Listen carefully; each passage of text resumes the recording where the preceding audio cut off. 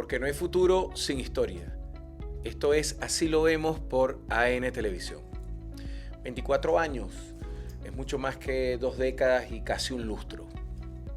24 años es mucha la historia que corre bajo las aguas. Y eso en una sociedad como es la venezolana, cargada de una importante y trascendente recorrido histórico, es mucho decir. Parecieran lugares comunes hablar del 11, 12 y 13 de abril. Hablar de la presión que ejercieron sobre el gobierno de Chávez con una constitución apenas bautizada en el 99 y sometida a un conjunto de presiones. Pero todo ese proceso no puede ser visto si no lo diseccionamos como quien hace una autopsia. Es primero entender que Chávez representa una ruptura desde el punto de vista del funcionamiento del sistema político venezolano. Y no solo se trata de elecciones, se trata de lo que significó la llegada al poder de Chávez en términos de la idea de democracia. Esa democracia que los venezolanos, que tenemos más de 50 años, vivimos desde el 58, es completamente distinto de la democracia que comenzamos a ver en el año 1999. Y repito, no se trata simplemente de la cantidad de elecciones que desde el 99 para acá se han hecho, que son 34 elecciones, sino de la cualidad de ese sistema político venezolano. El sistema político que se instaura apenas cae la dictadura de Pérez Jiménez en 1958 se construye sobre un acuerdo interpartidista e interélites. 3 partidos históricos se ponen de acuerdo inicialmente en lo que se conoce como el Pacto de Nueva York. El gobernador del estado de Nueva York, Nelson Rockefeller, hijo del fundador de la Standard Oil Company, de lo que hoy conocemos como la Exxon y la Chevron, convoca a 3 personajes en noviembre de 1957. Rómulo Betancourt, que ya tenía tiempo exiliado; Jovito Villalba, quien fue expulsado del país durante el plebiscito de 1952; y Rafael Caldera, que fue expulsado en el año 57. Ante la dinámica que había derivado de la conformación de la Junta Patriótica desde mayo de 1957, que significó la unidad de representantes del Partido Comunista, de Acción Democrática y de COPEI, en función de buscar el derrocamiento de Pérez Jiménez, y ante el peligro del impulso que significaba la Junta Patriótica, actúa los intereses del departamento norteamericano y se crea una democracia interélites, interpartidista. Esos 3 partidos firman después el Pacto de Punto Fijo, que se construye sobre 2 principios esenciales: evitar el conflicto e insistir en un programa democrático mínimo que cualquiera de esos 3 actores, AD, COPEI o RD, cumplieran a cabalidad, sin ningún tipo de excepción. Y eso iba acompañado por un acuerdo interélite, un acuerdo entre el partido, Fedecámaras y los grupos económicos, para asegurar la paz y estabilidad. Ese sistema funcionó perfectamente y es lo que conocemos como una democracia representativa. De hecho, la Constitución de 1961 decía que la democracia se ejercía a través del partido político. Chávez modifica sustancialmente esa idea y esa es la base del conflicto que va a derivar en el año 2002. Cuando convoca a la constituyente de 1999, lo hace sobre una idea de democracia que no tiene que ver ni con los acuerdos interélites ni con los acuerdos interpartidistas. Es una convocatoria a la movilización popular.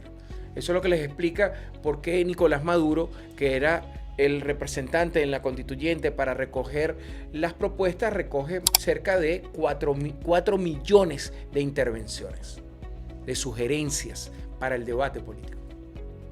Y esas sugerencias después son vertidas en la Constitución de 1999. Y la Constitución de 1999 define la democracia ya no exclusivamente ejercida a través de los partidos políticos, sino a través de la organización popular. Es el concepto de democracia participativa y protagónica que caracteriza la revolución bolivariana. Y ahí entra el primer elemento de la contradicción que nos explica los sucesos de abril de 2002. Porque se trata entonces de 2 modelos completamente distintos.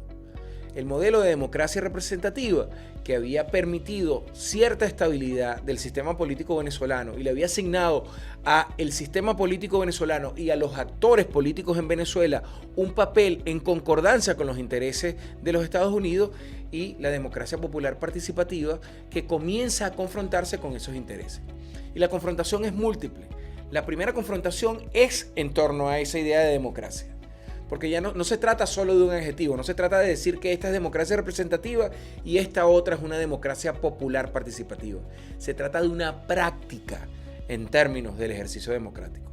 Porque la práctica en la democracia representativa se ejerce exclusivamente a través del partido político. La práctica en la democracia popular participativa puede ejercerse a través del partido político, pero no en exclusividad, sino que tiene que ver con la organización de los sectores populares y cómo estos proponen, sugieren, se movilizan y se organizan. Y eso genera una primera confrontación. Derivada, por lo tanto, de ese primer modelo, comienza una serie de cambios constitucionales que se dirigen hacia el segundo punto de confrontación, el tema petróleo y el uso del petróleo. Los venezolanos, cuando hablamos del tema petróleo, a veces creemos que es un conflicto nada más entre el Estado y las compañías transnacionales. El petróleo implica tres tipos de conflicto completamente distintos. Ese primer conflicto entre el Estado y las empresas transnacionales que desarrollan la exploración, la perforación, la concentración, el procesamiento, la comercialización. Muy bien. Hay una segunda confrontación que muchas veces no se ve, y es entre el Estado, que desde la ley de hidrocarburos aprobada por Medina Angarita en el año 1943 tiene control a través del impuesto sobre la renta que tienen que pagar las compañías, a través de el pago por perforación, porque el subsuelo, lo que está en el subsuelo constitucionalmente desde Bolívar, pertenece al Estado venezolano, y en tercer término un pago que es lo que se conoce como el royalty.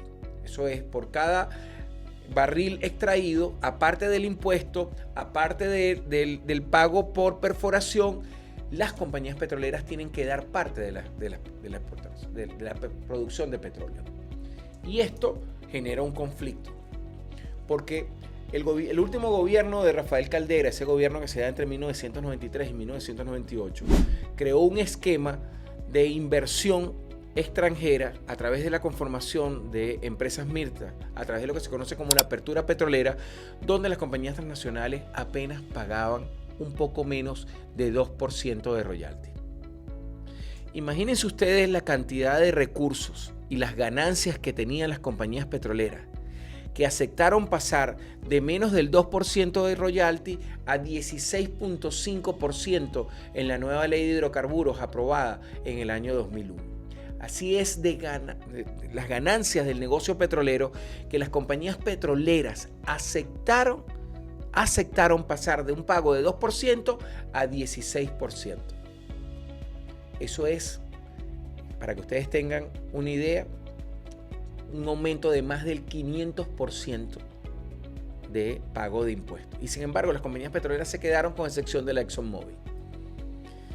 Un tercer elemento de esta conflictividad que nos permite entender lo que sucedió el 11, el 12 y 13 de abril tiene que ver con la relación en términos de la doctrina de seguridad y defensa del gobierno venezolano con los Estados Unidos. Y en ese sentido, Chávez propone a través de la Constitución de 1999 una doctrina de seguridad y defensa propia, no sometida, no adscrita a los intereses de los Estados Unidos. Y eso pasa por una primera acción en el año 99, que es sacar de Tiuna a la representación permanente del ejército norteamericano que estaba ahí. Por lo tanto, estamos hablando de toda una dinámica que nos conduce a el 11 de abril. Pero además, esa dinámica tiene un tema comunicacional, un tema de construcción. El filósofo y escritor norteamericano Noam Chomsky habla de la creación de consensos y representaciones. Cuando uno ve lo que fue la campaña que conduce a la elección de Chávez hasta la campaña previa en el 2001 a los sucesos del 2002, ¿qué observa uno? Tres elementos esenciales. Primero, una profunda deshumanización la creación de un instinto agresivo hacia el chavismo. El chavismo es bruto, el chavismo es una horda, el chavismo es salvaje y por lo tanto viene a afectar las condiciones de convivencia y habitabilidad que habían caracterizado a la democracia venezolana. Segundo elemento, el chavismo introduce en esa discursividad, introduce las ideas del socialismo y el socialismo conduce a la pobreza. Es la tesis de la cubanización de Venezuela y la estigmatización en torno al papel que Cuba ha jugado en la historia de América Latina. Y el tercer elemento de esa discursividad es hacer ver que los venezolanos a partir de la llegada del chavismo viven un eterno conflicto, que antes de eso vivíamos en el paraíso. Eso podía ser creíble para buena parte de los venezolanos, pero en lo particular para este actor que es tercera generación de una familia comunista, mi recorrido familiar habla completamente de lo contrario.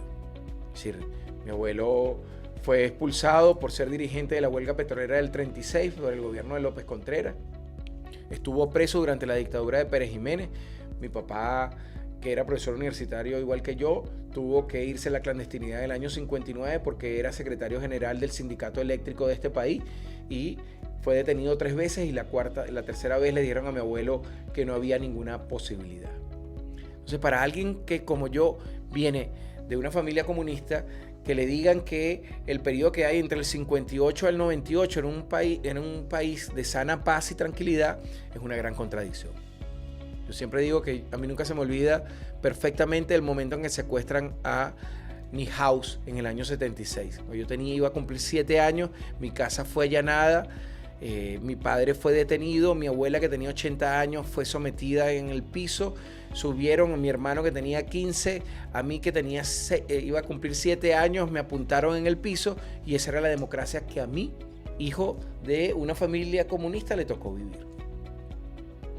Y eso era la democracia representativa de la cual se enorgullecían Acción Democrática y COPEI. Esa ilusión, como todos sabemos, se acabó con el Caracazo en 1989.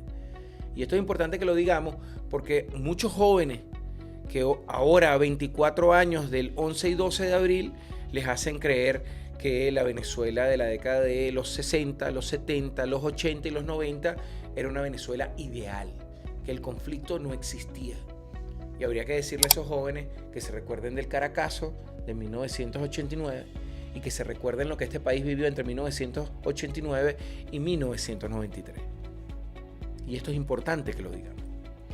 Pero a donde quiero conducirme es a que entendamos que el proceso que deriva en el 11 de abril tiene que ver con una confrontación política en torno a la naturaleza del sistema político, con una confrontación económica asociada al uso de la renta petrolera, porque no podemos olvidar que en el año 2021, a través de la habilitación de la constituyente, Chávez aprueba un conjunto de leyes que generan gran conflicto. La ley de tierras, la ley orgánica de hidrocarburos, ¿okay? La modificación de la ley del Banco Central que le permite a Chávez disponer de los excedentes económicos generados por el petróleo e invertirlos en acción social. Eso nos va a hablar después del impacto de las misiones, nos va a hablar de la política económica, la política social. Yo debo recordarle a los venezolanos que ven, así lo vemos por ANTV, que los venezolanos en algún momento, tanto que nos quejamos hoy del sueldo, en un momento tuvimos el sueldo más alto de América Latina. Y eso tenía que ver con la modificación de la ley del Banco Central establecida en el año 2021. Pero esas leyes, esas 49 leyes, generaron una gran confrontación con los sectores políticos, con los sectores económicos, y no podemos dejar fuera la ley orgánica de la Fuerza Armada Nacional Bolivariana, que genera un cambio en la organización y en la estructura. Entonces estamos hablando de una conflictividad política, por lo que significa en términos de la organización de la democracia participativa.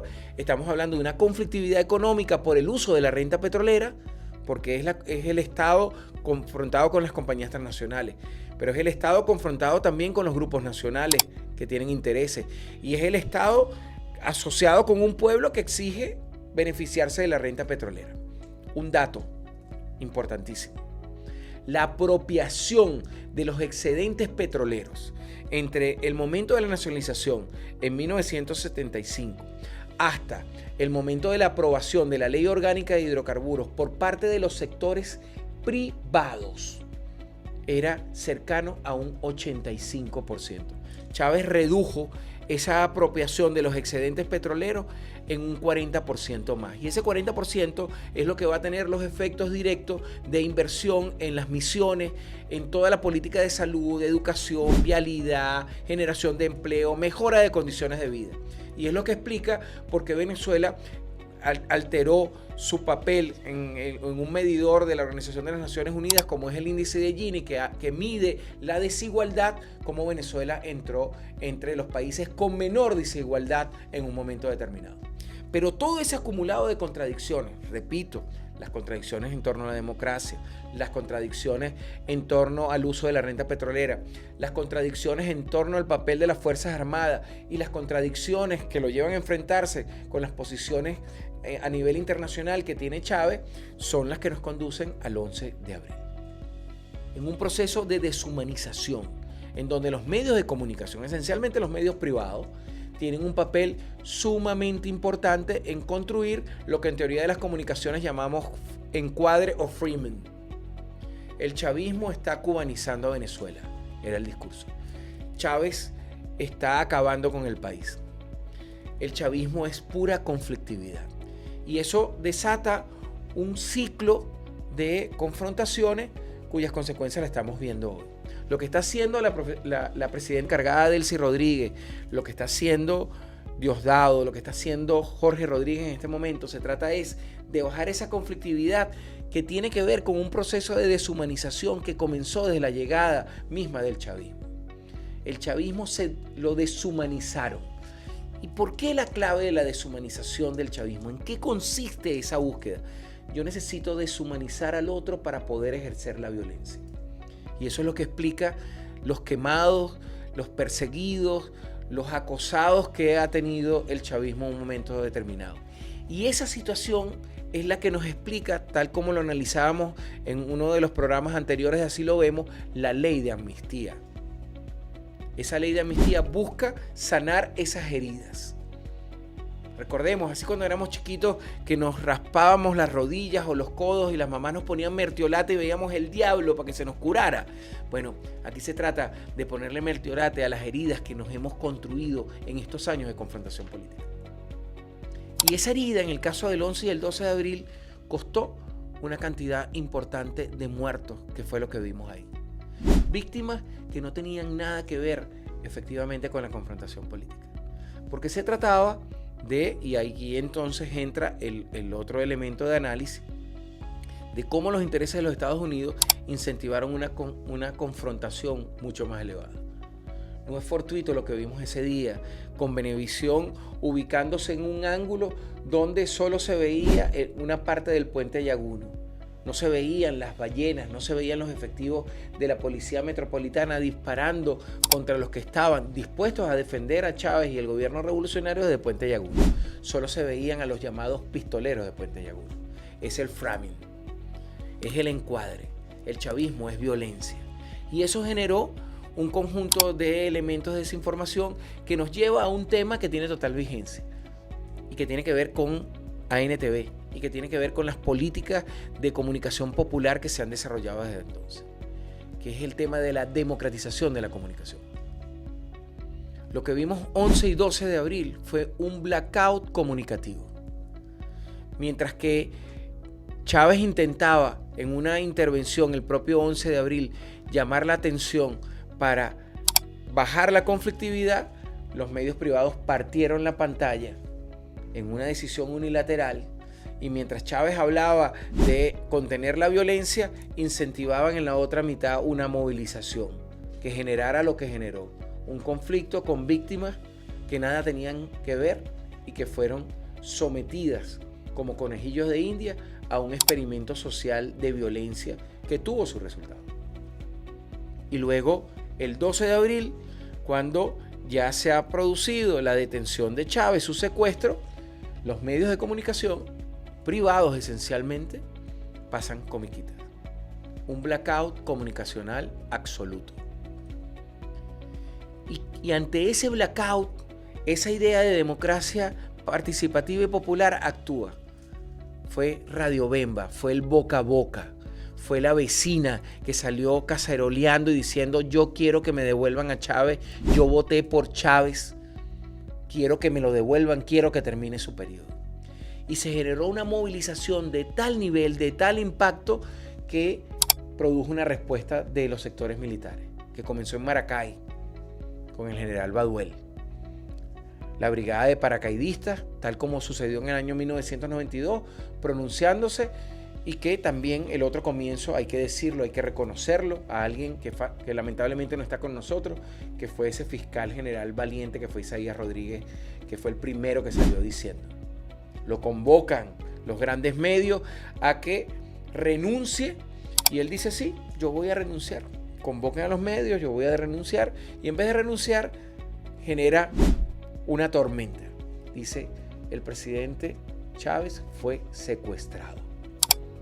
Es un presidente en ejercicio, sometido violentamente, y eso genera una reacción popular aún mayor, que se va a complementar cuando Chávez, entre el 11 y el 12, logra hacer llegar, a través de uno de los guardias que lo tenía custodiado en Turiamo, en la base naval de Turiamo, llega esa famosa carta donde dice: soy Hugo Chávez, soy el presidente de la República, no he renunciado.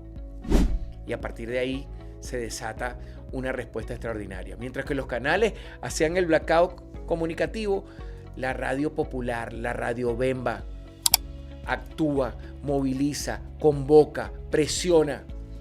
Y es esa idea de democracia participativa construida en el año 99 la que rinde frutos en el año 2002. Y desde entonces, la gran lección es que no ha podido ser contenida. Sino, ¿cómo nos explicamos que un país que fue bombardeado de la manera que lo fue el 3 de enero, hoy se mantenga firme y marchando? Tiene que ver con el impulso que esa democracia popular participativa le ha dado, y la conciencia. La conciencia es esa mujer, la líder de comunidad, la jefe de calle, que salió diciendo en el 2002, cuando no existía eso de líder y jefe de comunidad: yo quiero que me devuelvan a Chávez. Es la misma mujer que hoy, siendo responsable del CLAP, siendo jefe o líder de comunidad, dice que nos tenemos que mantener firmes para lograr que retornen el presidente Nicolás Maduro y la compañera Cilia Flores. Por lo tanto, la gran lección del 12 y el 13 de abril tiene que ver con la solidez que le ha dado a el vivir en política, el hacer política al venezolano. Hoy cualquier venezolano está plenamente consciente de cuáles son sus derechos, de cuál es la manera de participar. No importa que no esté de acuerdo con la revolución, se trata de organización, se trata de movilización, se trata de mecanismos a través de los cuales logra expresar en lo que cree. Y eso, compañeros, es lo que explica cómo esta democracia, que tan atacada ha sido, es la democracia en el mundo occidental que más elecciones ha hecho desde el año 99 para acá. Ni Estados Unidos, ni Francia, ni Alemania, ni Italia, ni España, ni Rusia han hecho tantas elecciones en consulta como la que ha hecho la democracia popular venezolana. Y eso es lo que nos mantiene hasta el día de hoy acá, firmes, adoloridos por el secuestro de Nicolás y de Cilia, sin lugar a dudas, recomponiendo las heridas, intentando encontrarnos en la diferencia, sí, sin lugar a dudas. De eso es lo que se trata. Construir lo que en ciencia política llamamos una paz duradera, es decir, una paz donde el conflicto no desaparece, porque el conflicto no desaparece. Usted tiene conflicto con su hijo, usted tiene conflicto con su pareja, usted tiene conflicto con el compañero con el que trabaja, usted tiene conflicto en cada etapa en la que usted estudia. El conflicto es propio de la naturaleza humana, pero no podemos vivir en eterna guerra. Se trata de manejar el conflicto y construir lo que en teoría de la negociación llamamos una zona de acuerdo posible, ZAP. Eso es, donde las partes renuncian a sus posiciones extremas y ven dónde pueden tocarse, dónde pueden reunirse. Y por eso los mecanismos de facilitación, de diálogo, de mediación, de negociación en las que nos encontramos. La ley de amnistía es un mecanismo de negociación. La modificación de la Ley Orgánica de Hidrocarburos es un mecanismo de negociación. La recién aprobada Ley Orgánica de Minas es un mecanismo de negociación. La ley aprobada de aceleración de trámites es un mecanismo de negociación. Las formas de diálogo impulsadas por Delcy, por Jorge, por Diosdado, es un mecanismo de negociación. Porque la enseñanza de esto es que no podemos vivir en un eterno conflicto. Y de eso es lo que se trata. ¿Es difícil? Claro que es difícil. No es fácil. No es fácil cuando usted tiene un lío con su esposa. No es fácil cuando usted tiene un lío con su hijo. No es fácil cuando usted tiene un lío con el compañero de trabajo. Imagínense las dificultades que significa en un país que tiene identidades políticas distintas, que tiene formas culturales distintas, que tiene formas de expresarse, que si bien son todas en español, tienen expresiones completamente distintas de una región a otra. Y eso es lo importante. La gran lección de lo sucedido el 11, 12 y 13 de abril es que los venezolanos tenemos posibilidades de entendernos. Y debemos insistir en esas posibilidades de entendernos, de encontrarnos en la diferencia y de seguir avanzando. Porque no hay futuro sin historia. Esto fue Así lo vemos por AN Televisión.